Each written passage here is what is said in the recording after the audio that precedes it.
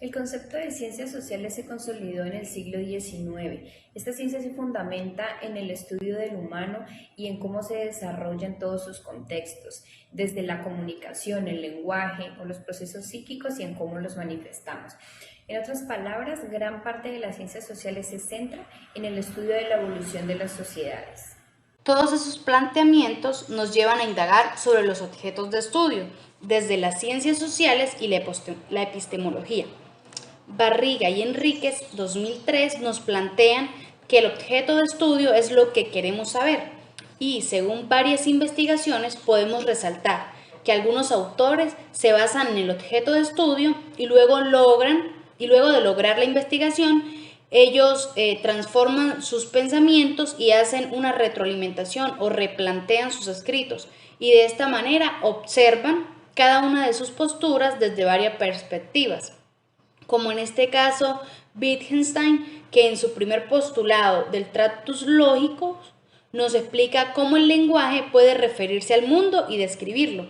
O sea, consiste en considerar que el lenguaje es una representación isomórfica o un modelo del mundo. En su segundo postulado da una tesis fundamental, que es la de el significado de las palabras y de las preposiciones en su uso del lenguaje.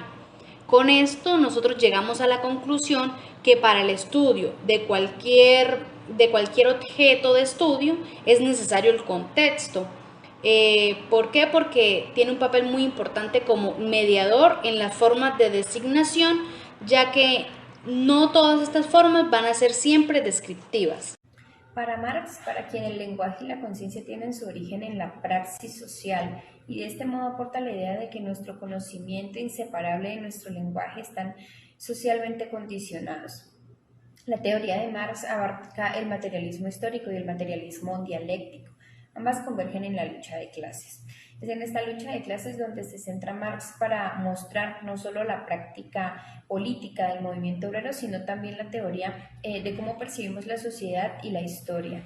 Marx en su tesis quería demostrar que todas las condiciones de la economía política, la producción, la circulación, están dominadas por la existencia de las clases sociales y de la lucha de clases. Argumenta que no existe un intercambio en economía pura y que esto lleva implícito la lucha de clases. En la producción de cualquier producto se requieren fuerzas productivas, donde la fuerza de trabajo, que en este caso vienen siendo los trabajadores, se encarga de llevar a cabo la producción poniendo en marcha lo que hoy conocemos como herramientas que transforman una materia prima. Pero para Marx esto implicaba una contradicción grandísima, porque estas fuerzas productivas se ponen en acción bajo una dominación. Es decir, que todos los trabajadores son dirigidos bajo una relación de explotación. Estas relaciones se dan por el hecho de que si un obrero se ve obligado a trabajar por pura necesidad es porque existe un capitalista que tiene los medios para hacerlo trabajar bajo esas circunstancias, es decir, bajo la explotación. Por lo tanto, las relaciones de poder están implícitas en la producción misma. A partir de ahí, el hombre y su trabajo constituye la base explicativa de cualquier fenómeno histórico que se basa en la producción económica y estructura que se deriva de ella, convirtiendo así las teorías de Marx en un acto político. Desde los 60 se han venido desarrollando nuevas teorías que pretenden, igual como la teoría de Marx, comprender los fenómenos sociales, que incluso pretenden reemplazar la teoría de las clases sociales como se evidencia en el posmodernismo. Vamos a definir qué es la posmodernidad.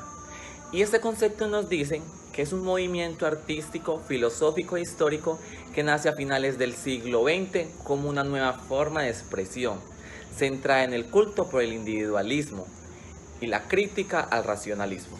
La posmodernidad es una época, por tanto genera un discurso respecto a ella, el cual estructura dos categorías principales. La primera, con un horizonte pesimista donde se cree que si no hay nada que hacer, para qué estudiar la sociedad y perder el tiempo.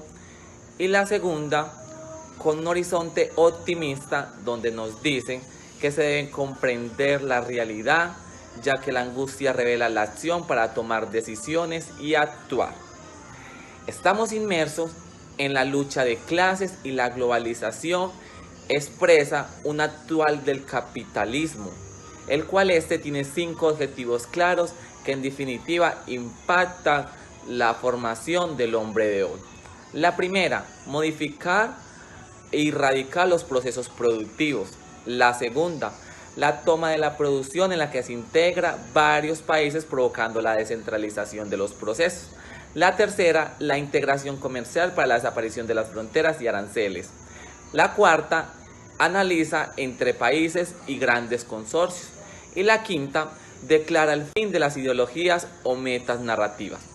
El discurso posmoderno no es más que una expresión de la crisis de la modernidad capitalista y sus efectos aberrantes en los países pobres. Un ejemplo claro es la contradicción geográfica entre norte y sur, su respecto a índices de igualdad, pobreza, salud, bienestar, igualdad de género, paz y justicia y educación.